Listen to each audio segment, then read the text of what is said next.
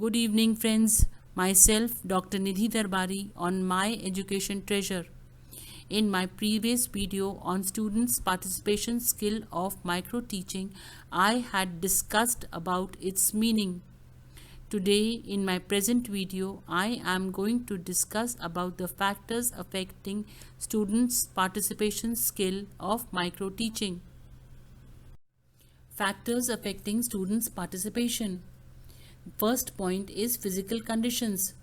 Students' participation depends on number of students in the class, the size and shape of the class, the seating arrangement, and the availability of the audio-visual equipments. The second point is students' capacity.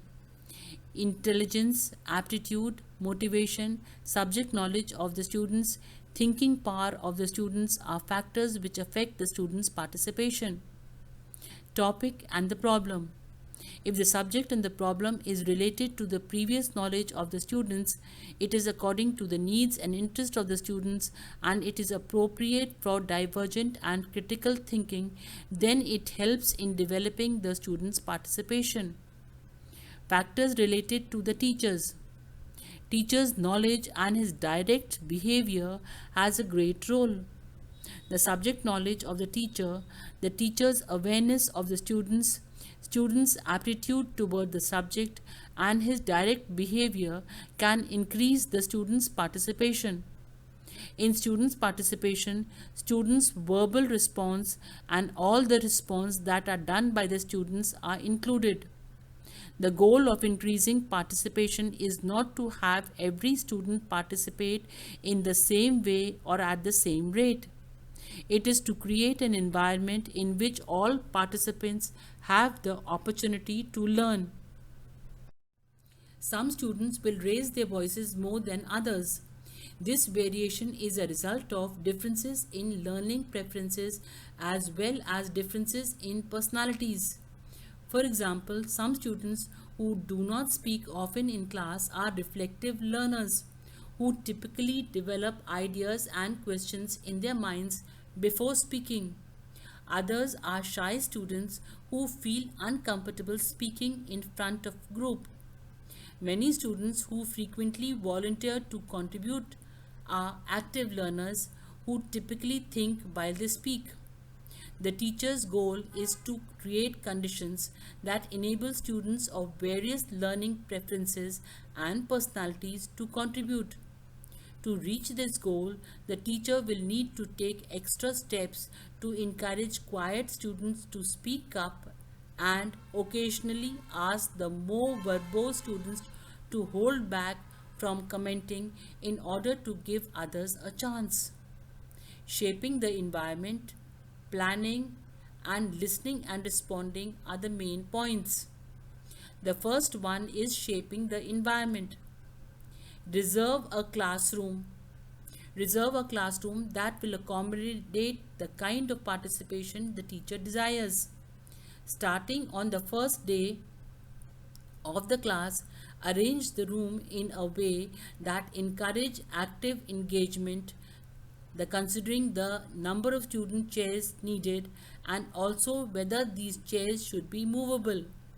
If the teacher leads frequent discussions, consider arranging the chairs into a circle or U to ensure that students can see and speak to one another. If the teacher is teaching in a large hall, consider asking students to move near the front of the room. Arrange the chairs back at the end of the class. Make clear from the beginning expectation that students will participate. On the first day of class, give students a clear idea of what to expect regarding participation.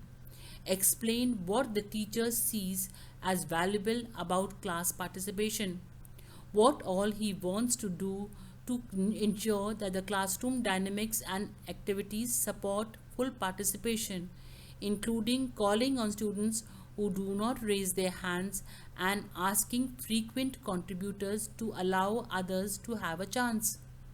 Ask students to inform the teacher if he can make any changes to improve. Inform them whether he will assign a grade to students' performance in discussion and the specific criteria that will be used so that they understand the importance of participating. For example, whether the teacher will evaluate the frequency and quality of the contribution or how effectively they respond to others' comments. Students' performance on informal writings or online discussions or minor group projects. Learn and use students' name.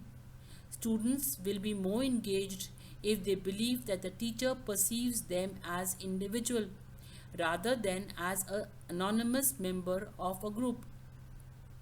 Encourage students to learn one another's names.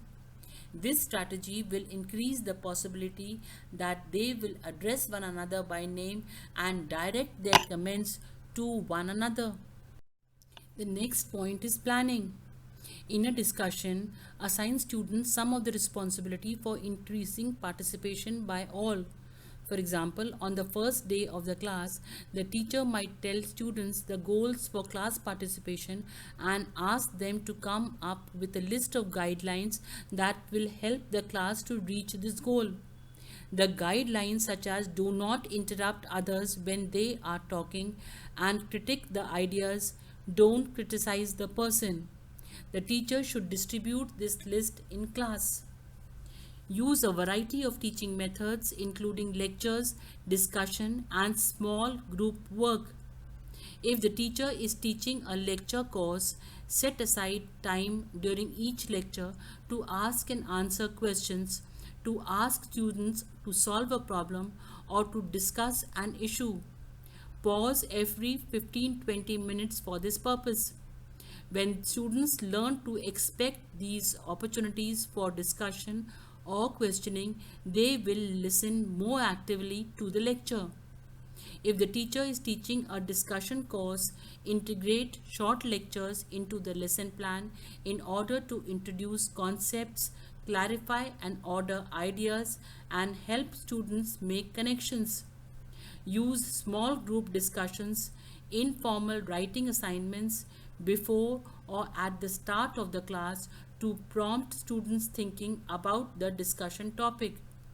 These strategies can be effective ways to provide reflective learners and shy students a means of developing ideas that they can then contribute to the class discussion. If grading students' participation, plan to give students a preliminary participation grade as well as a brief written evaluation of their performance. If the teacher will grade class participation, give students preliminary grades as early as 3 to 4 weeks into the semester and at midterm so that they will know where they stand. Written evaluation can be designed to encourage the quiet students to talk more often and the verbose students to hold their comments to give others a chance to participate. Organize each class session to include opportunities throughout to ask and answer questions, prepare initials and follow up questions ahead of time. Use questions to assess students' learning, to signal to students which material is the most important, and to help students advance their knowledge and thinking. Encourage students to ask questions throughout the class, not just at the end.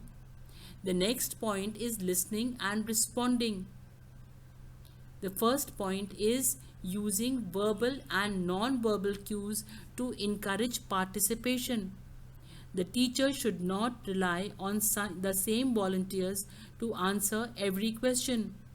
Respond to frequent volunteers in a way that indicate that the teacher appreciates their responses but want to hear from others as well. Move to a part of the room where quiet students are sitting. Smile at and make eye contact with these students to encourage them to speak up. By the same token, when frequent volunteers speak, look around the room rather than only at them to encourage others to respond. Reduce students' anxiety by creating an atmosphere in which they feel comfortable. The next point is listen fully to students' questions and answers and avoid interrupting. The teacher should resist the urge to interrupt when he thinks he knows what the student is going to say or ask. Enthusiastic teachers make incorrect assumptions and leave their students' actual question unanswered or misrepresent what the students had planned to say. Give students time to think before they respond to questions. The teacher should give students 5 to 10 seconds to think and formulate a response. If 10-15 seconds pass without anyone volunteering an answer and the students are giving a puzzled look, rephrase the question. Patience is key. Do not be afraid of silence. The longer teacher waits for student to respond, the more thoughtful and complex those responses are likely to be. Often there is at least one student in every class who will quickly raise her or his hand to answer nearly every question. If the teacher consistently calls on this student, those who require more time to formulate answers will simply learn to wait for the student to answer.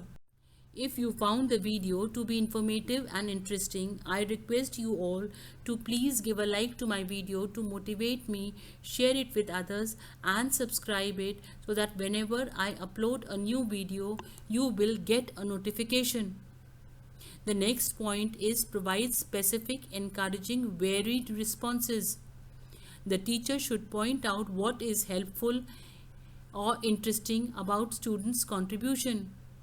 Pick up on comments that were made but not discussed. Do not use the same standard praise to respond to every comment. When a student gives an incorrect answer, respond in a way that challenges the student to think more deeply and to reconsider the evidence. Repeat students' responses to summarize or clarify ideas. The teacher should use this strategy when a student comments are vague but not overuse it, leading students to rely on the teacher to validate their ideas. The next point is redirect comments and questions to other students. The teacher should encourage students to respond to one another rather than merely to the teacher. When a student is speaking, look around the room, not just at the student who is speaking, making eye contact with other students. Let them know that the teacher expects them to be listening and formulating responses. The teacher should learn to limit own comments, particularly when facilitating a discussion.